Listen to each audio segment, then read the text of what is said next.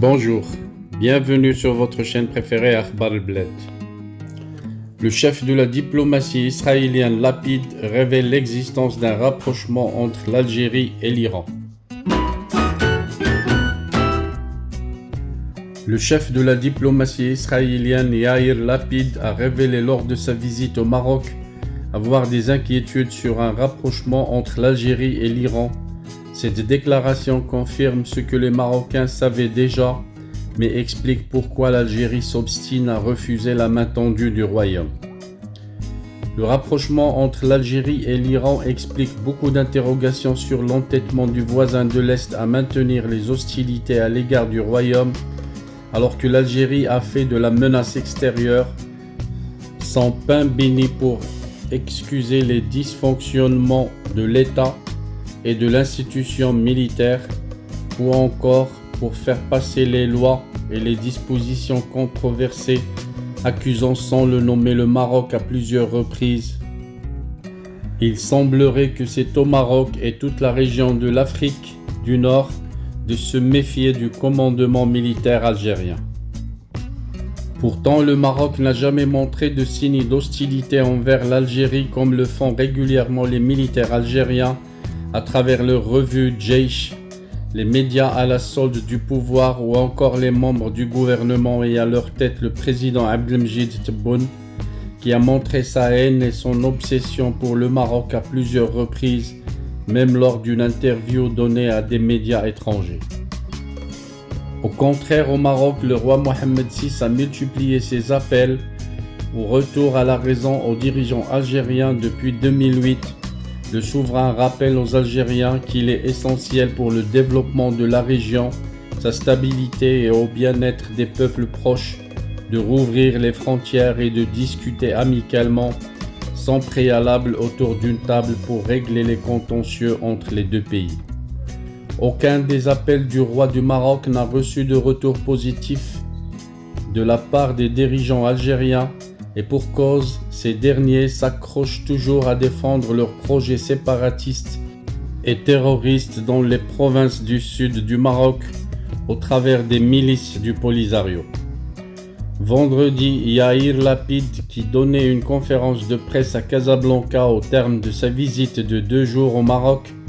a annoncé avoir fait part à son homologue marocain Nasser Bourita d'une certaine inquiétude quant au rôle de l'État algérien dans la région, qui s'est rapproché avec l'Iran et mène actuellement une campagne contre l'admission d'Israël à l'Union africaine en tant qu'observateur, a-t-il déclaré à la presse. Cette déclaration, qui provient d'un officiel israélien dont le pays est connu pour être très avancé en termes de renseignement, vient expliquer beaucoup d'événements. L'Iran, un acteur déstabilisateur reconnu dans la région du Moyen-Orient, est accusé par les pays occidentaux et les pays concernés d'avoir financé des organisations terroristes pour déstabiliser les pays comme le Liban, la Syrie et plus récemment le Yémen, où les drones envoyés par les rebelles Houthis ayant attaqué des installations pétrolières en Arabie Saoudite et aux Émirats Arabes Unis se sont révélés être de fabrication iranienne. Le Maroc avait rompu ses relations diplomatiques avec l'Iran en 2018 après avoir découvert que l'Iran soutenait le mouvement séparatiste du Polisario à travers le Hezbollah, son bras armé. Le chef de la diplomatie marocaine Nasser Bourita s'était rendu en personne en Iran pour informer son homologue Javad Zarif de cette décision. Rabat avait alors indiqué avoir trouvé des preuves de la connivence avérée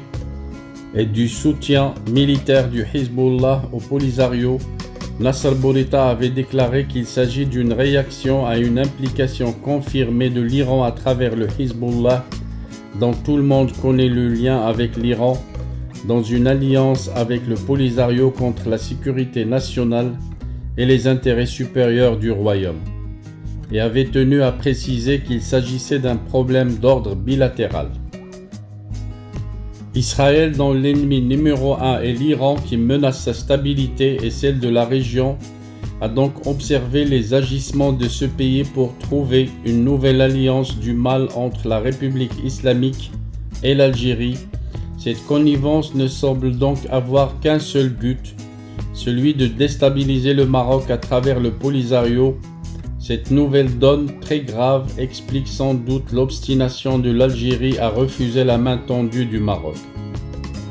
Le président algérien Abdelmejid Tebboune est même allé à refuser l'aide humanitaire proposée par le Maroc,